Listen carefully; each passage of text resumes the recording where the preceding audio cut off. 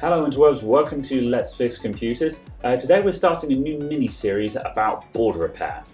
So the purpose of this series is to provide the answer on where do I start with board repair.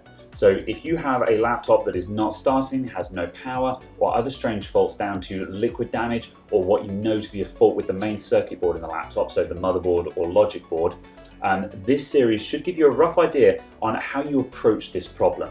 Now, it's worth noting that this is not a masterclass. If you really want to learn board repair, it takes time and a lot of hours of research, and quite often a lot of hours of watching other videos online about it.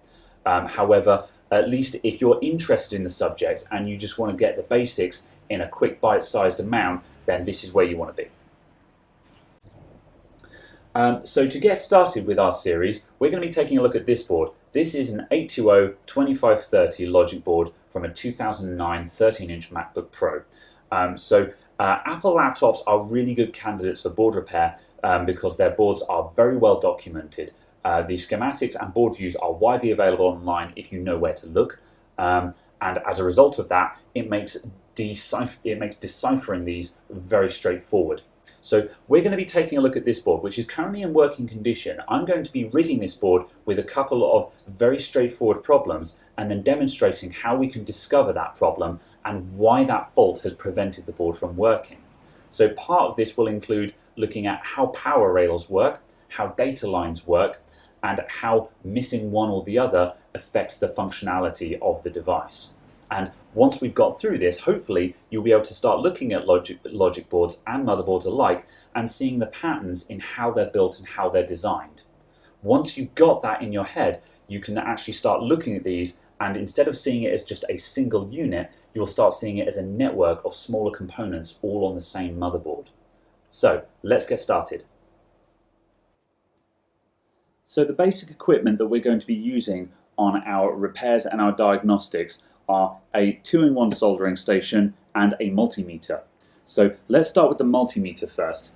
My multimeter is a basic Fluke knockoff. These are available on eBay for like £20. This is a Vici, that's V-I-C-I, VC99. And yeah, it's basically a Fluke knockoff. These things are very cheap and they do the job. You can buy an expensive multimeter if you want, and it will probably give you fractionally more accuracy and slightly faster readings. However, if you're getting started, then a cheap multimeter will do you just fine. However, I do recommend buying a set of fine tip probes for it because they do make probing the smaller circuits much easier. As you can see here, here's a comparison between the standard ones that came with my multimeter and the fine tip ones that I purchased for about £5 on eBay to go with it.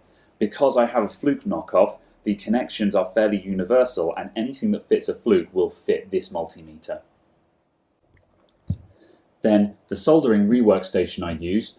A lot of people doing this will have more expensive equipment than this. However, again, for a starter or for someone who's dealing with a fairly low volume of repairs, one of these 2-in-1 kits that cost about sort of between £60 to £100 on eBay will do you just fine. So we have a soldering iron here, which is it's about 70 watts or so, and it has variable temperature, so we can set our temperature on the dial, which is very important, and I'll cover that in a moment. Then in addition to that, we also have the hot air side of the station, which again has variable temperature, and that is this fella here, and this will belt out a stream of hot air at the temperature we dictate, which allows us to reflow solder connections in the area that we're pointing at. Now the important difference between the hot air station and the soldering iron is the hot air station will heat up an area, so it allows us to heat up multiple pins at the same time, whereas the soldering iron limits us to only what we can touch, one thing at a time. So you'll see as we work on the device that both the tools have their place and the correct use, and I will go over roughly the pros and cons of each one and how to get started with them, and a rough guide on how to set up your station as well. Now, using tools from more expensive brands like Hacko, Weller, Quick and so on will yield better results. You will find that the job is easier with the more expensive tools. However, we are talking about a price separation of, rather than paying somewhere between £60 and £100 for your rework station, you'll probably be paying closer to £500 for your equipment. So for some people who are going to be doing this all day, every day, that is an absolute worthwhile investment that they should take up without hesitation. But for someone who only looks at 1 or 2 boards a week with intent to actually solder on them, that can be quite a steep investment. So you should weigh up the pros and cons of the cheap equipment versus the expensive equipment and decide for yourself. My recommendation is to start out with something cheap and decide whether this is for you or not. And then if you start gaining momentum with your repairs, go ahead and invest in better equipment. Okay, so let's have a look at the software that we need to do this job. So this is the point where we need schematics. Now, there are no official downloads for the vast majority of schematics on the vast majority of circuit boards. These are the original engineer's diagrams for these things that are not officially released by anyone. However, if you do some searching around, you can find them. Now, I'm not going to provide you with links. Please do not ask me for links. Please do not ask me for download links. I cannot supply you with that. But what I can tell you is that if you do a search for the model number of the board that you're working on, plus the word schematic, you will probably find a download link for what you're looking for. You need a PDF file for the schematic itself, and you need a board view file that is usually a .brd file. And those two together are the 2 files that you need. So let's have a look at the 2 of those. So the schematic looks something like this. It's a PDF file that will be filled with lots and lots of circuit diagrams and circuit layouts that look just like this.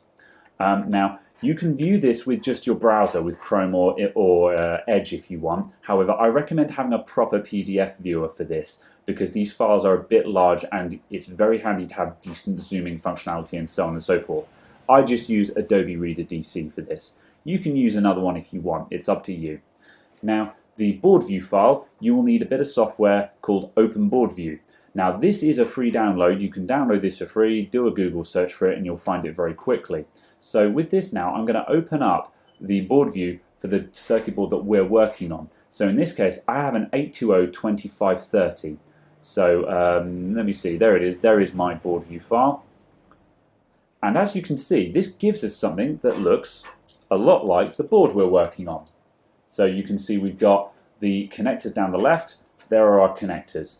Now, this obviously does not show the fan and the heatsink, which we've got attached here, but you can see that we have the correct layout for the board. Now, I can zoom in on this, and I can also flip it over and look at the other side of the board and look at that. And at any given time, I can click on any one of these components. Let's click on this thing here, and this tells us that this is C7408, so capacitor number 7408. This will correspond to another place on the schematic. So, for example, let's take C7408 and search for it in our schematic. C7408. Search.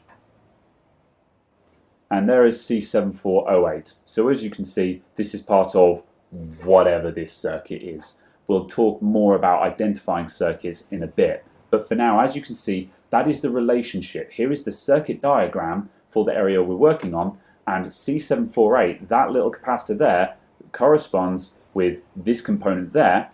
And if I turn my board over and look at it very carefully, I can figure out that C7408 is this guy here.